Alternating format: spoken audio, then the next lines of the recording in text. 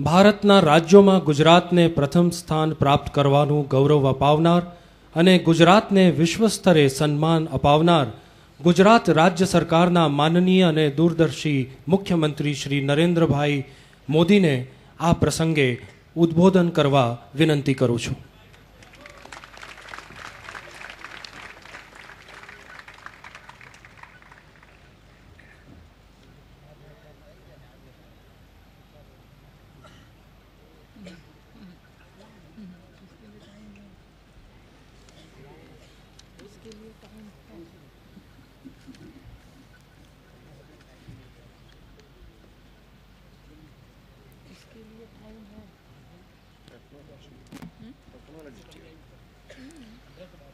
His Holiness Sri Dalai Lama Ji, His Holiness Pujya Swami Dayanand Ji, Honorable Minister from Bhutan, Mr. Jimba, Dr. Nishik Ji, Dr. Modi, Dr. Murali Devi Ji,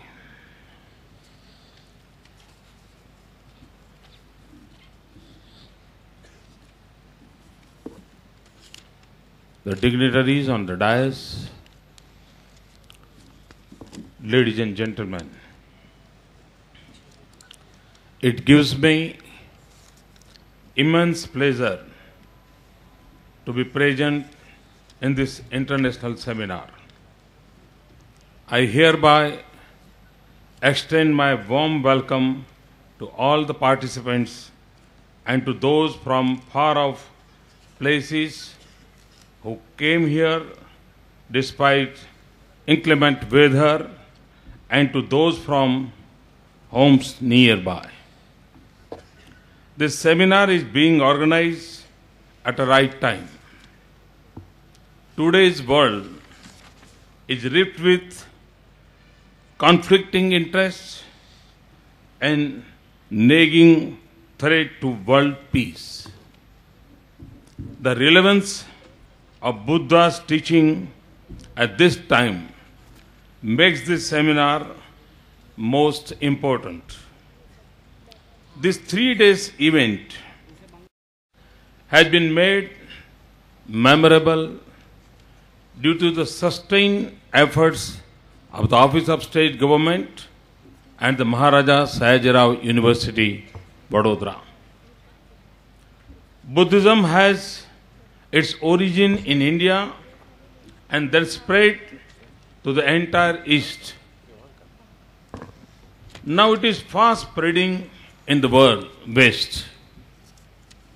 Arnold Toynbee said that coming of Buddhism to the West is the most important event in the 20th century.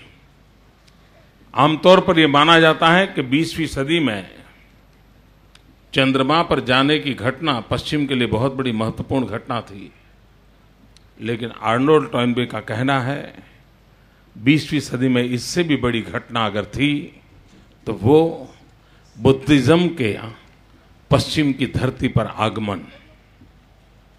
While world has recognized the teachings of Buddha, we have slowly forgotten our association with Buddhism. I hope this seminar will remind us our past Buddhist history through a series of discourses on its archaeology and history. This seminar will highlight the Buddhist heritage in Gujarat. It will also highlight the contribution of Buddhism to the culture and society of Gujarat.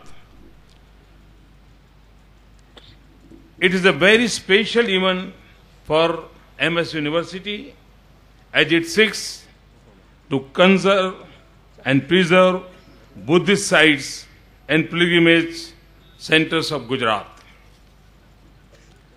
Gujarat has a rich Buddhist heritage that can be seen from inscriptions on stupas, chaityagrihas, viharas, sculptures and images.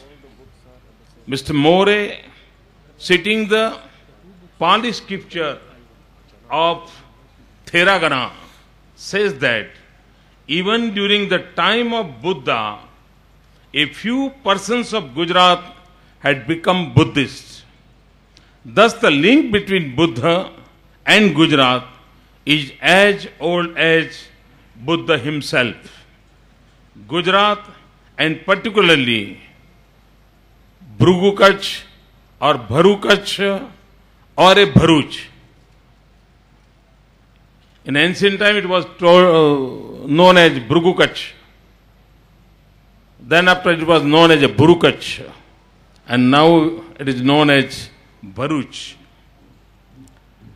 Gujarat, and particularly Bharuch, the ancient international port, is mentioned many times in the oldest Buddhist literature.